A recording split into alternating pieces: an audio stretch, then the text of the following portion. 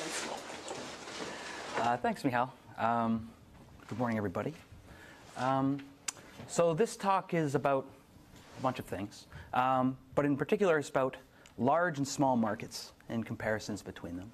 So what do I mean by large and small markets? Large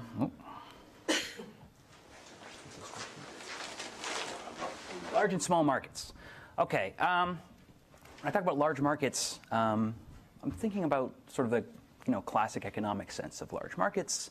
Okay, I think about some scenario. I have lots of goods to sell. I have lots of buyers who want to buy those goods. Buyers don't have market power, right? Demand is very predictable. Everything's very smooth, right? And conventional wisdom is that if I'm in that sort of scenario and I'm trying to sell all these goods, right, and I try to sell them in sort of an efficient way, it's a very reasonable thing for me to do to just post some prices, right, and let sort of competitive equilibrium sort of do the job for me, right, and I could find prices that sort of clear my market efficiently. On the other hand, I could think about small markets where I'm trying to sell some small number of goods.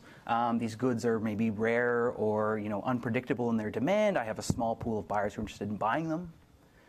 In this sort of scenario, conventional wisdom is, well, I should run an auction, okay, which is more annoying and costly and centralized to run, right? But the fact that maybe I'm going to be guaranteed efficiency ex post, right? Even though my demand is unpredictable, makes it worth the effort for me to go through this. Okay, so we have this sort of mapping between sort of classic scenarios and what we should do, right? What makes our lives interesting, right, people in this room, is that the sorts of scenarios we think about in AGT fall somewhere between these two scenarios, right? We typically work in regimes where our markets are large enough, right, that computation is a thing. And so I can't necessarily design some auction which guarantees me efficiency.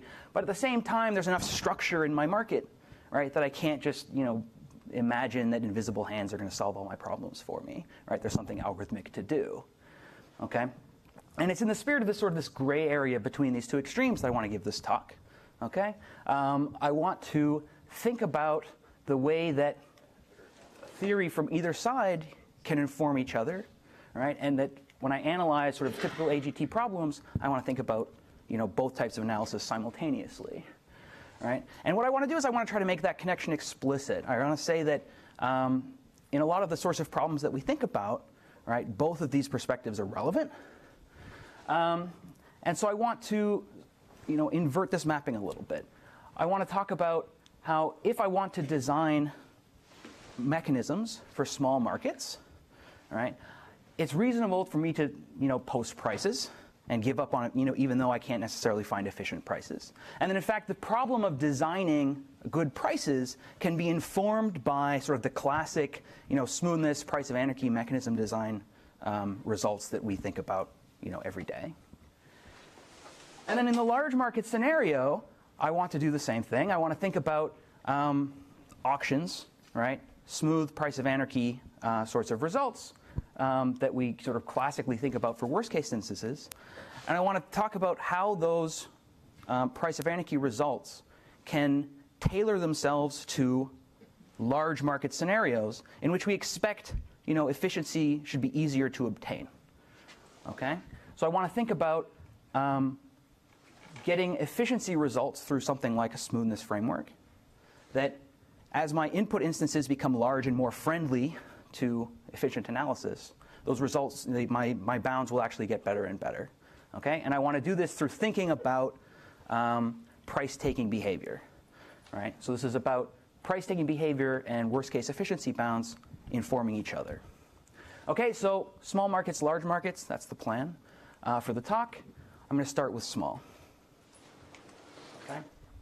So the running example through both parts of this talk is going to be combinatorial auction problems. We've heard a lot about combinatorial auction problems the last couple days.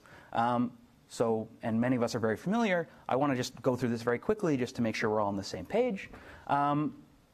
I imagine a model in which I have a single seller. The seller has a bunch of heterogeneous goods to sell. I have a bunch of buyers. The buyers are also heterogeneous. They have valuation functions that map sets of goods that they go home to the value and they enjoy if they get those goods. For For this part of the talk, I'm going to focus on submodular or more generally fractionally subadditive valuation functions. I want to consider a Bayesian setting, right? Values like agents types are being drawn independently from some valuation functions, and agents have quasi-linear preferences. And my goal as sort of the designer of my market is to, allocate goods efficiently. Okay, that's the scenario. Okay, so super well-studied problem. A little bit of background. One of the reasons why this problem is, an example that I'd like to, use to exemplify this perspective is that it has this, sort of juicy gap here, in that, if I'm only considering the algorithmic version of this optimization problem, right, the optimization problem in which this market problem is being built upon, you can get a constant approximation, right? But if I wanted to design a dominant strategy instead of a compatible mechanism, okay, we know how to get a polylogarithmic gap, a polylogarithmic approximation, but it's not currently known how to, if we can get a constant approximation here, given access to, say, demand queries. Okay, but on the other hand, if we give up on incentive compatibility and say design some market such that it has good performance at equilibrium, well then we know how to do that. Right? For example, you could run simultaneous first price auctions and you get an approximation factor at equilibrium that matches that of like this first best algorithmic solution. Okay. And the only thing we had to give up on here was dominant strategy incentive compatibility. So what I want to do is try to get dominant strategy incentive compatibility back. All right, so what I want to present to you is a mechanism that is dominant strategy incentive compatible, gets a constant approximation, but in the Bayesian sense. Okay? So whereas this sort of mechanism is not incentive compatible, but it's prior free, I want to use priors, and I want to use the fact that I'm getting measuring performance and expectation, and get a constant approximation in a dominant strategy incentive compatible way. And moreover, the mechanism I'm going to present here is of a very simple form. Right? As I mentioned in the beginning, I want to use posted prices. Right? I want to use pricing to solve this sort of small arbitrary market problem. Okay, so what do I mean by a posted price mechanism? I mean, sequential posted pricing in sort of the standard way. Okay, let me just illustrate that. I mean that my mechanism designer is going to look at the priors. He's going to look at the information he has available to him. He's going to come up with some prices. He's going to put those prices on the items for sale. Then the buyers are going to come into the market one by one. They're going to see their realized types. And they're going to look at the prices on the items and figure out what items they want most at those prices. Okay, so utility is going to be quasi-linear and additive across items in terms of price. Okay, so maybe player one comes in and they say, well, at these prices, I'd like these two items. So I'll take them and go home. Maybe player two comes in and says, well, all right, I would have really liked item two, but item two's gone, so I can't take it anymore. All right, so maybe player two goes home empty-handed. Player three comes in and says, oh, well, I'd like item three, item M, I guess, here, and takes it home. Okay, and that's the end. All right, so this is the mechanism. This is how it works. The main thing to do is to figure out what these item prices should be. All right, that's the game. Okay, given some item prices, I have this mechanism. This mechanism has a bunch of properties. It's obviously strategy proof. Yesterday I had quotations around obviously, and now I can take them away. Thank you, Shengwu. I want to point out that I don't care about the arrival order of the bidders. It can be arbitrary. I don't care about the way they break ties if they're indifferent between multiple bundles. That can also be arbitrary. Okay. I also want to point out that in the mechanism, the prices are static. I'm not updating the prices over time. I'm picking the prices at step 0, and then they're just staying there forever. This is very related to a literature in revenue maximization that uses precisely mechanisms of this form. What we're doing is we're taking this idea and we're applying it to welfare maximization now. So, okay, good. I want to say that what we're doing is we're getting a constant approximation of the optimal expected welfare in a prior-dependent manner using posted price mechanisms. And the main reason why I'm wanting to describe this work in a talk on large and small markets is that the way in which I'm going to compute these prices is going to be very heavily informed by an existing approach, which is this one. Right? I want to argue that you can basically read off the prices that you should use by peeking into smoothness proofs, right, that give us price of anarchy results, right, in non-incentive compatible mechanisms. Okay, so let me explain how we do that. I'm going to first go through the smoothness argument. Now, I know a lot of people in this room have seen this argument many times. Also, Tim gave a great overview of this argument in the boot camp. But I'm going to refer to ideas in this proof quite a bit. So just bear with me, and I'm going to go through it pretty quickly. Okay? So we can get a 1 minus 1 over e. I'm going to go through a simpler argument that gets you half. Okay? I want to argue that you get half of the efficient welfare at any Bayes-Nash equilibrium of a simultaneous first price auction. Right? So this is the auction where agents submit independent bids on all the items, and each item is resolved in a first price auction. Okay? So why is that? Well, it's a smoothness argument. Okay? Smoothness argument goes the following way. My claim is about Bayes-Nash equilibrium, but for now, let's think of just fixing a particular type profile. Right? Fix a type profile. Suppose that in that type profile, agent I should win. I should mention that this argument, I'm going to restrict myself to the single item case. Right? Very nice composition results. Ava and Vasilis, who's somewhere, is going to give me the result that I claim. Right? But all of the core idea that I'm going to be interested in is going to be captured in single item case. So single item case, I can just read off who the winner should be. Okay? And then I imagine that at whatever equilibrium that I'm considering, the bids that occur is, B for this particular type profile V. Okay. So I, as the social planner, would like agent I to win. Maybe he wins and maybe he doesn't. So I want to imagine, I want to ask player I, why didn't you win? And in particular, I might say, well, here's a bid you could have made. Why didn't you make this bid? Well, he says, okay, well, that's an interesting idea. What utility would I get at that bid? And there's a very simple case analysis. I claim that this inequality holds. Why is that? Well, either the player wins at price VI over 2, at bid VI over 2, in which case his utility is VI minus VI over 2, which is this, and so it's certainly bigger than this minus something. Maybe he loses at that bid. But if he loses at that bid, that means someone else bid higher, which means that this is negative. Right? The maximum bid of anyone else is higher, so this is negative, which is certainly bigger than the 0, which he gets because he doesn't win. Okay, so you have an inequality like this that holds. This is a smoothness type inequality if you sum all over all the players. Now, this is only for a fixed valuation profile, but I can basically take expectations. Now, if I take expectations, this I becomes a random variable, so I have to be a little bit careful. But if I'm sufficiently careful, this argument passes through expectations, and I get an inequality like this. If I take revenue to the other side, I get precisely that the welfare at equilibrium is at least half the optimal welfare in expectation. Okay, so that's the argument. Okay, why did I take you through that? I want to point something out, which is that this reasoning here is essentially reasoning against a fixed price. Okay? Player I is saying he has this number in his head, which is VI over 2. And he says, well, if I could acquire the item at price VI over 2, I'm happy. I get utility VI over 2.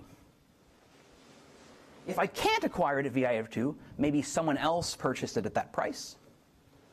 Well, I'm not very happy, but someone else at least was willing to pay that. Okay, so I could charge the welfare loss to that person who was willing to pay this amount. All right? So I want to imagine that I could take this argument, and if the designer could figure out what this VI over 2 was and just post that as a price on the item, the same analysis would just go through, right? And I'd get a welfare bound on whoever purchases. Now the problem is I can't post this price because I don't know the type of agent I. All right, but I just sort of waved my hands at a claim, which is that this argument passes through expectations.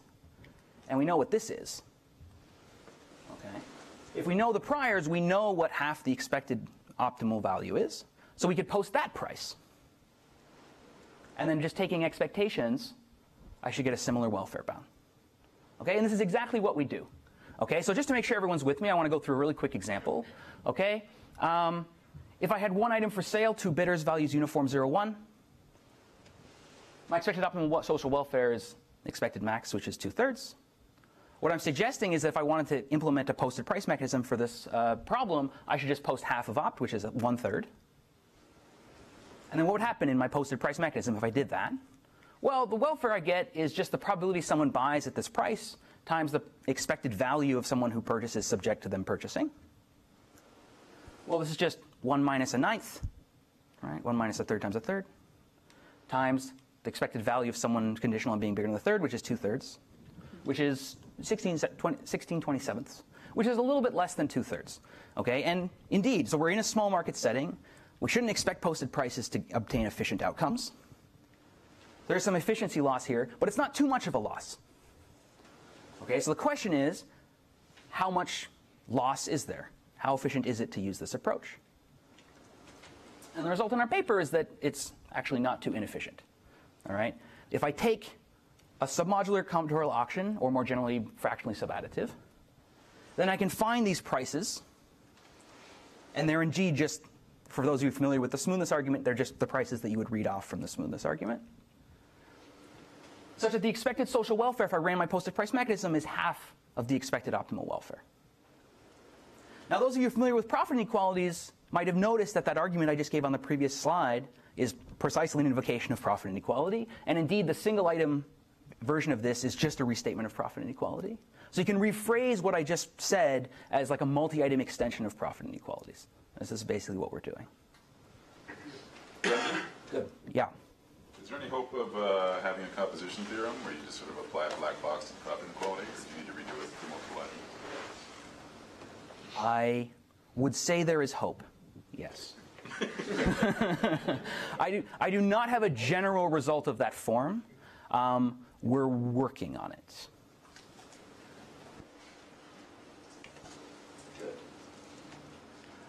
Now, I framed all this originally in terms of designing incentive-compatible mechanisms, right? And so the previous result was just existential. I didn't actually show you how to compute those prices. It turns out that you can have a computational version of this result. And it's of a black box form. Suppose that I have some sort of a combinatorial auction. I have some allocation algorithm for that auction problem.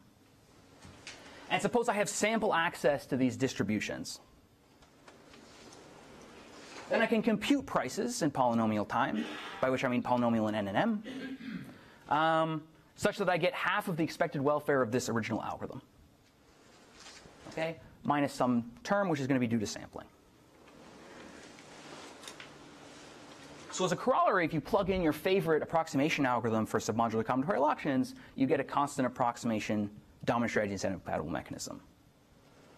Now, if I wanted to implement this in a direct revelation way, I need to be able to simulate the bidders coming in and picking their most demanded bundles, which means I need demand queries. All right, so if I wanted to think about this in terms of like direct revelation mechanisms, this is subject to the availability of demand queries. Okay. So let me just, say another, just one or two more words about exactly how these prices are picked, just to make sure we're all on the same page. All right. If I was in, say, a unit demand setting, all right, which is like one step up from single item, then the way I pick my prices is I say, well, imagine drawing a valuation from this valuation profile, from these distributions, work out what the optimal allocation would be, then see what's the value that a certain item is contributing to the social welfare under that optimal allocation. And this is like an instantiation of what we think the price should be, scaled down by half. The price I said is just the expectation of this. And that's like, in some sense, the right price to put. Right? And basically our claim is that these prices generate half the optimal welfare. And the way to get the algorithmic result, right, the main reason I wrote this down was to say the algorithmic result is actually not much more complicated, because I didn't actually use anywhere that this was the optimal allocation. So I could just plug in any allocation here, right? Take any allocation and look at what contribution each item is contributing under that allocation. And the only thing left to do is to actually work out what this expectation is. Now, the distribution over valuation functions could be quite large. It could have a very high support. And I don't want my running time to depend on the support size of those distributions, but we can estimate the value of this by sampling. And that's why we get our sampling error. Okay, so I mentioned that this analysis basically went through smoothness. You could hope to apply this argument to other smooth mechanisms as well. And indeed you can. So for example, I can extend beyond XOS valuations to valuations with bounded complements, all right, using like this MPHK hierarchy, for example. And I get a posted price mechanism that gets an approximation factor that decays with the extent of complements. For other sorts of smoothness results you might know, things like greedy algorithms, optimization subject to matroid constraints, and so on, you can get similar sorts of bounds. Right? This is ongoing work that includes, in addition to the original authors, Thomas and Paul. Though I want to point out that while in these cases I could just fix my prices at the beginning, right, and not change them, once I go into more interesting constraints, applying a similar reasoning actually results in prices that might change over time. Okay? So there's a power to having dynamic prices. Okay. So just before moving on to the next part of the talk, I want to just re-emphasize that what this was basically was a bridging of sort of price theory and sort of these smoothness bounds that we've spent a lot of time thinking about recently. And basically what this is showing me that I have a smooth mechanism which is prior independent and gets me performance at equilibrium. I can, in some scenarios, give up prior independence and gain dominant strategy incentive compatibility. And I want to note that because of the fact that this analysis was robust to things like tie breaking, these sorts of mechanisms can be interesting even in scenarios where competitive equilibria exist, right? So if I had gross substitutes valuations, for example, we know that there exist posted prices that generate efficient outcomes. But those results tend to be delicate with respect to tie breaking, right? And so in some sense, this is a slightly robust version of competitive equilibrium analysis that gives up on full efficiency. Okay, I want to move on to the large. So this result I just presented, I think, falls within sort of a growing space of literature within algorithmic game theory,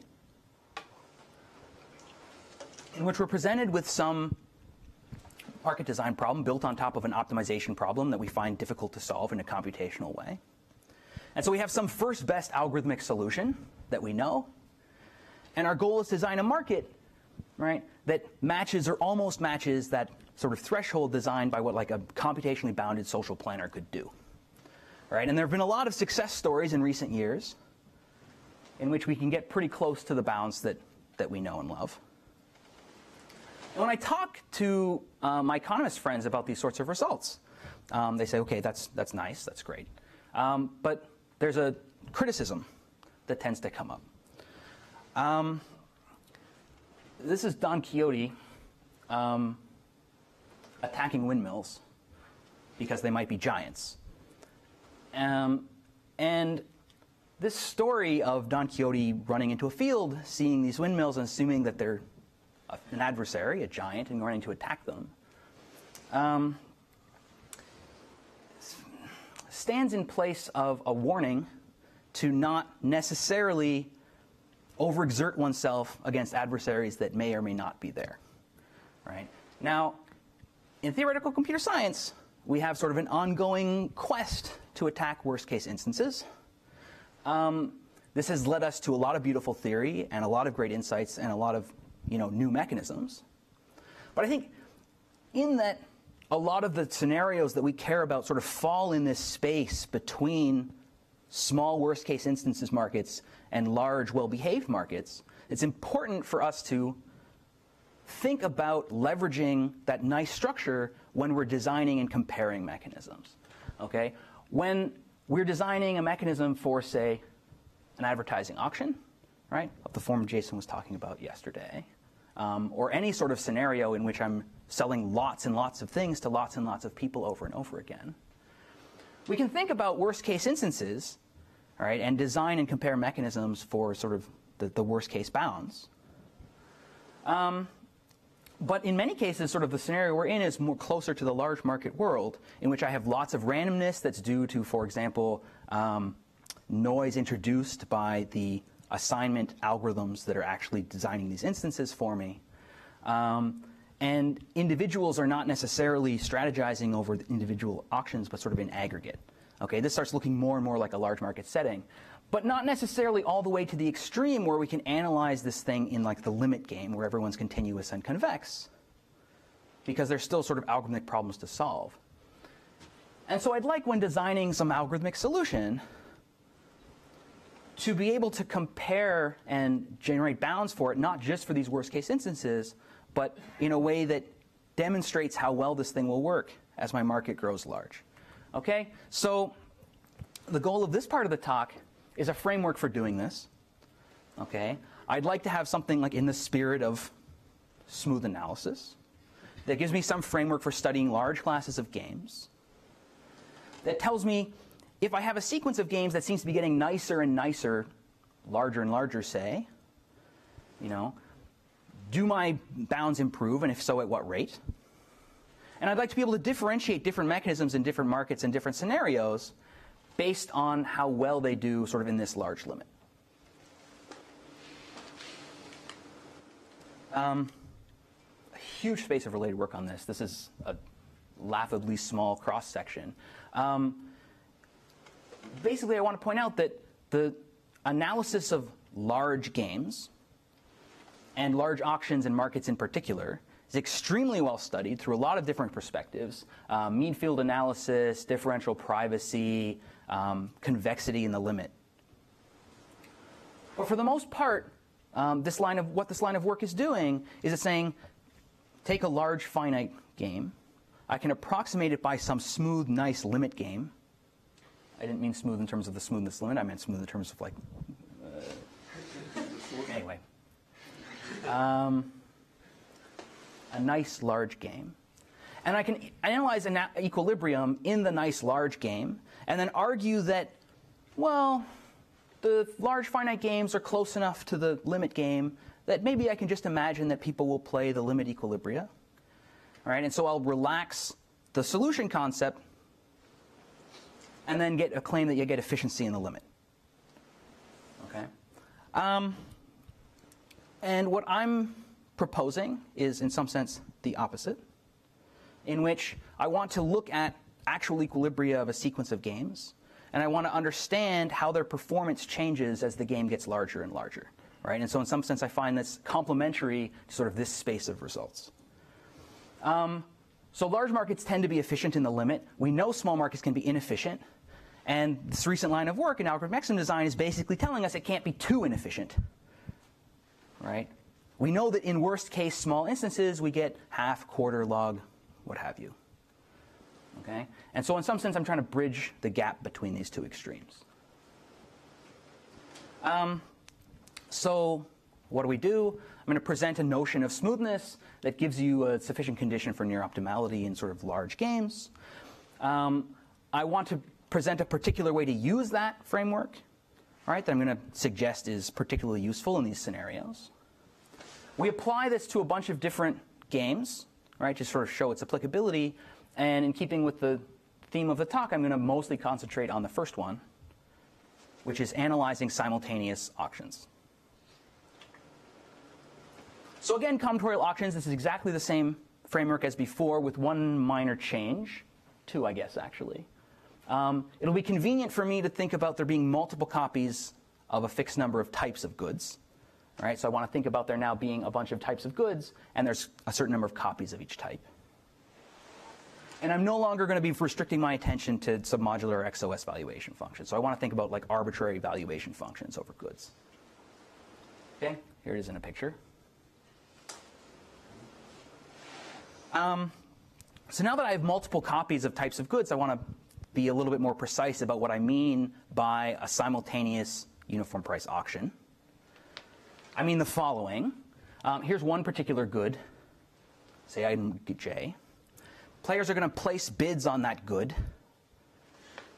And what they're going to do is they're going to place sort of marginal bids. All right, so this player is going to place a sequence of bids, and we want to interpret those bids as the marginal value that person would pay for one extra copy of the good. All right, so they would pay 4 for one copy, 2 for another copy, 1 for the third copy. Okay. Now, of course, the valuation that the player actually enjoys from these goods depends maybe on what other goods they get. All right, from the perspective of this auction, they're going to resolve each item sort of independently of everything else. So what players do is they submit these bids. The mechanism is going to sort the bids and just allocate as many goods as it has to the highest bids. And then I'm going to set a price equal to the highest losing bid. All right? This is like it has a second price type of flavor. Okay. So if I wanted to analyze this auction, say in small markets, I'd apply, say, a smoothness framework. Right? This is sort of the smoothness inequality in words. But what I want to do in this talk is think about a variant of this analysis where I look at a sequence of auctions, growing, in this case growing with respect to the number of bidders, and ask about how its smoothness properties change as the number of bidders grows large. All right, so smoothness, the normal form, gives worst case bounds. I want to give sort of a large market version of it, which gives efficiency bounds in the limit and for large finite n. So now I've gotten to the point where I have to actually write down the smoothness condition. So let me draw it actually pictographically. Yeah? You want to tell us what large means? Good. So I'm being intentionally ambiguous because large is going to sort of depend on the context.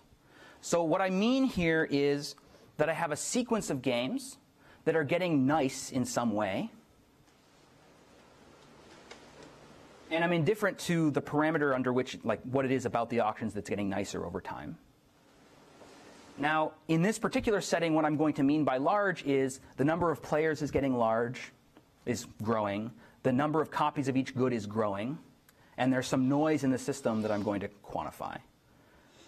But I think of that as a specific instantiation, and so like at this point, I'm abstracting away from that and saying if you had some sequence of games that had some property that was causing its smoothness bounds to get better and better as I go along the sequence, then I'm going to have some framework to think about that. But so let me go a couple slides, and then I'll pin down for this exact particular example what I mean by large. Okay.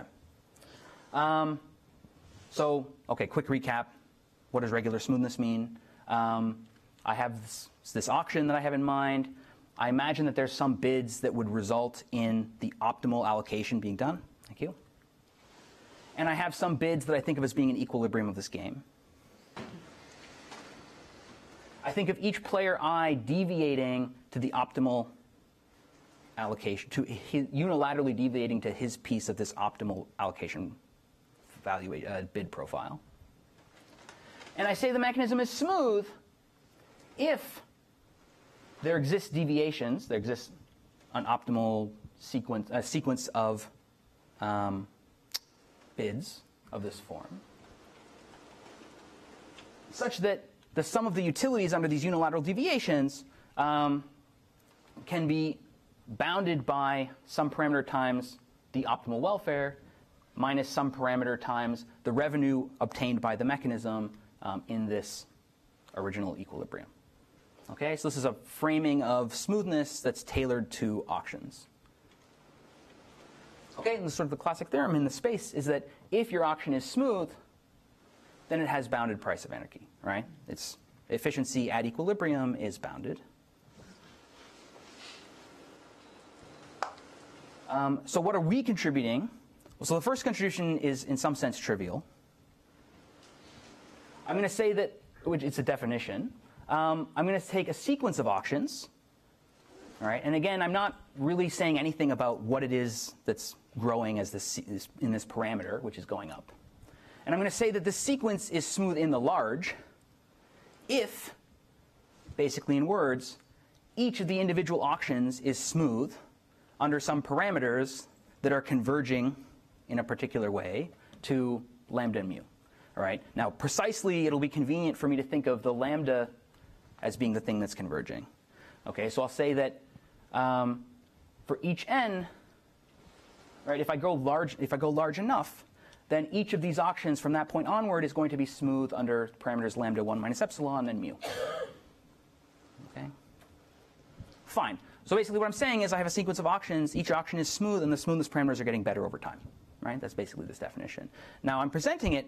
Sorry, I don't see why it's getting better all the time. Where do I see that? Oh, sorry, you're right. I'm not claiming that it's necessarily getting better over time. I'm saying that it's converging in the sense that, Okay. you know, as long as I go far enough, I'm going to get close to lambda and mu. Yeah. Thanks. Thank you. In particular, it's quite likely that I'm not getting better over time, and I'm bouncing around. Okay, so fine. So if I have this, then I could take my price of anarchy analysis sort of through the limit and argue that sort of in the limit as I go down these games, I converge to a price of anarchy bound, which is bounded by lambda and mu. Fine. Okay, why am I presenting this? I want to argue there's a particular way to use this, which is going to be quite useful. Okay? So I want to imagine that to establish these smoothness bounds, I'm not going to analyze each game individually. Rather, I'm going to think of each agent as thinking about some limit game, some sort of nice game that's very smooth, more smooth than the individual games. I want to think of this as like a delusional game. And I want this delusional game to approximate the real games in the sense that sort of the difference in the utilities that the players enjoy is vanishing as I go along the sequence. Okay? So each player has in mind some sort of limit nice game, and the amount that the players are deluding themselves by thinking they're playing this smooth game is going down as the game goes large. Okay? So here's that just written down in math. All right, I have a delusional utility that's not too far from the real utility, and I have a smoothness condition that's with respect to this delusion as opposed to with respect to the original game. All right. Now I want to point out that I've written this smoothness condition in a particular way. I want that the utilities that the players think they're going to obtain under the delusion is bounded by the welfare and the revenue with respect to the true game.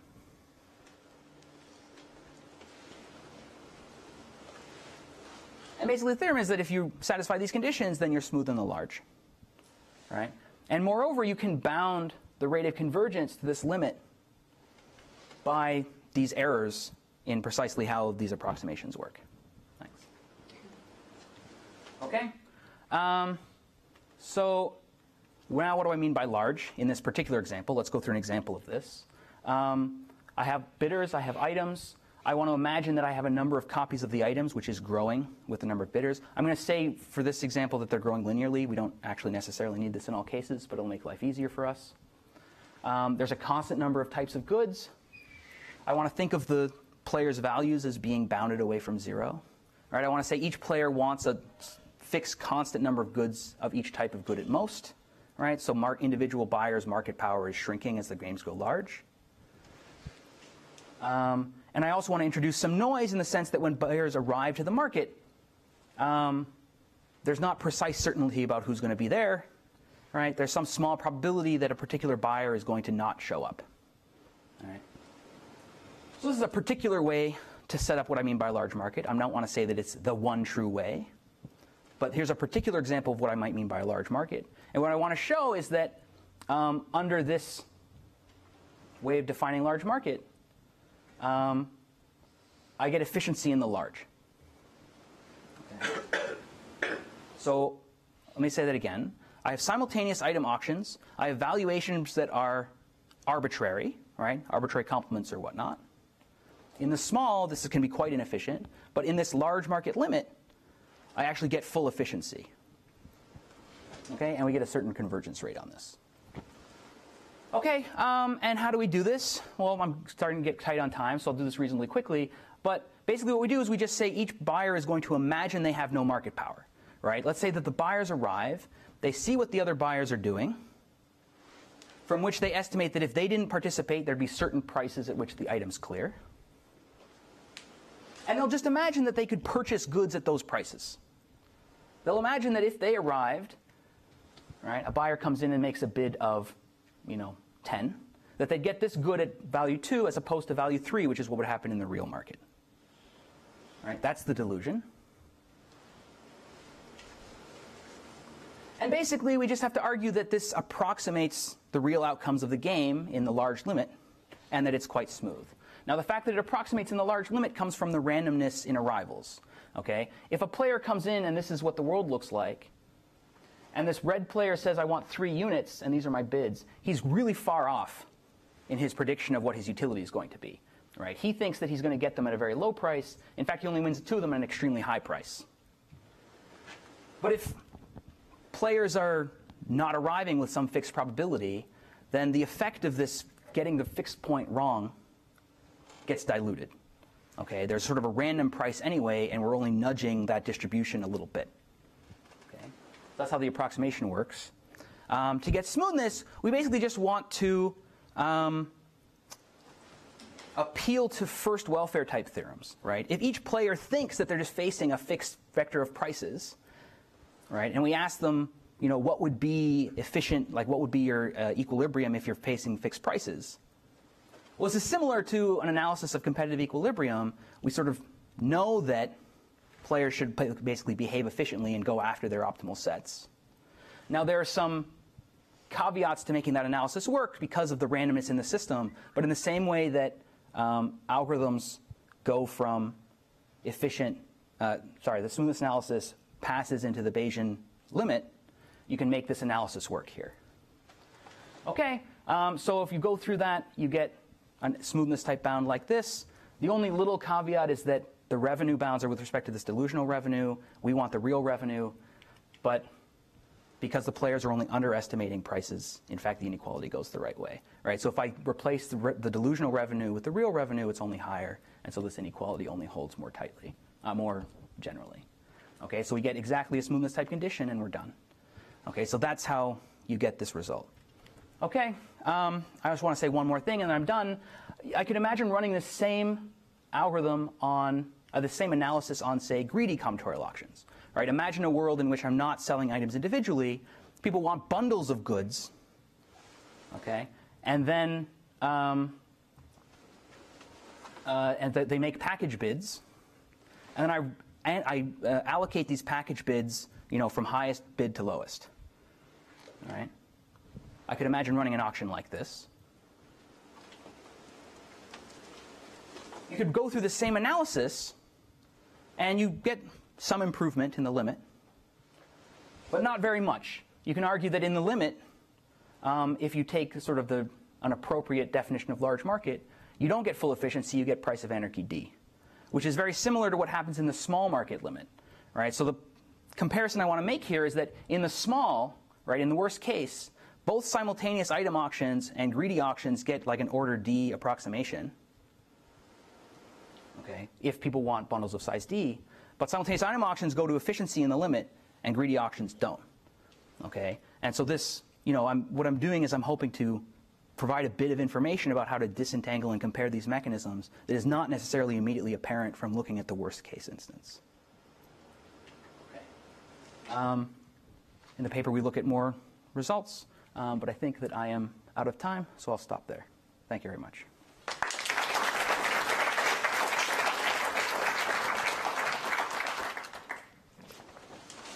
Any questions? So this second result is nice and reminds me of the kind of results we have in economics called competitive convergence or competitive limit results. So you set up some game and the limit approximates an equilibrium. So the question is, what kind of games does it work for?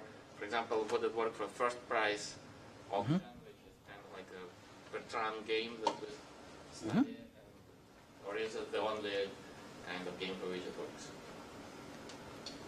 So you're asking to what extent does this analysis extend into like other types of auctions like first price and non? Uniform price auction, but other things. Sure. So in some sense we set up this framework with as generally as possible to apply to other settings. Now, in this paper we don't directly analyze simultaneous first price. Off the top of my head, I don't see a barrier to it passing through there.